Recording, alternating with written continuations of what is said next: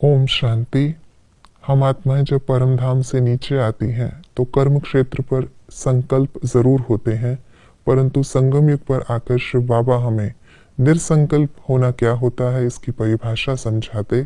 तो आइए रिवाइज करते हैं आज के 23 दिसंबर 2025 के मधुर महावाक्यों को। शुद्ध संकल्प किसे कहेंगे? जो संकल्प ईश्वरीय सेवार्थ चलता है उसे शुद्ध संकल्प व निरसंकल्प कहेंगे, व्यर्थ नहीं। वास्तव में निरसंकल्पता क्या है? संकल्पों का न चलना, दुख सुख से न्यारा हो जाना। निरसंकल्प अवस्था कब होगी? जब हिसाब किताब चुकतू कर चले जाएंगे, जब कर्म अकर्म दोनों से परे अकर्मी अवस्था में रहेंगे। निरसंकल्प अवस्था में रहने से क्या होता?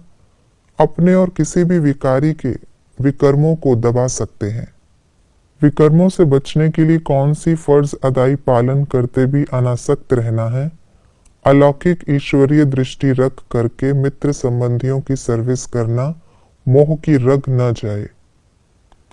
विकल्प चलने का क्या परिणाम होता?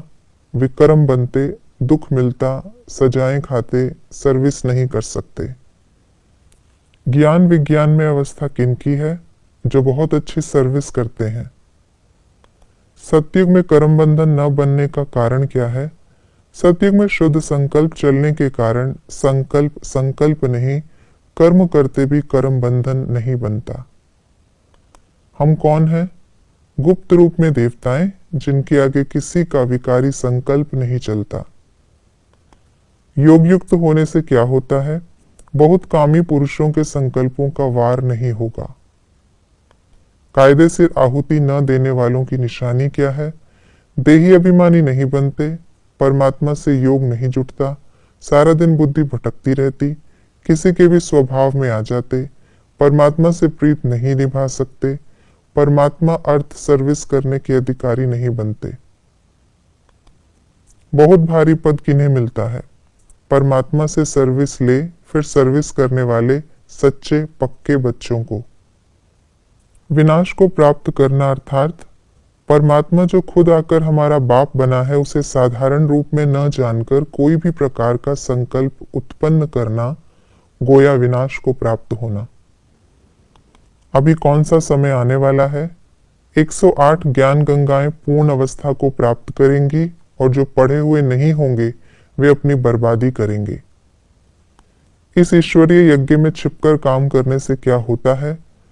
उनको जानी जानन हार बाबा देख लेता है और सावधानी देने अर्थ अपने साकार स्वरूप बाबा को टच करता है। बच्चों को पहले पहले क्या समझना चाहिए? मैं कौन हूं, कहां से आई हूं, किसकी संतान हूं, हमारा बाबा कहां रहता है। बच्चे को खुशी कब आती है? जब बाप के ऑक्यूपेशन को जानता है। नए जिज्ञासियों से क्या पूछना है? तुम यहाँ क्या पढ़ते हो? इस पढ़ाई से क्या स्टेटस मिलता है?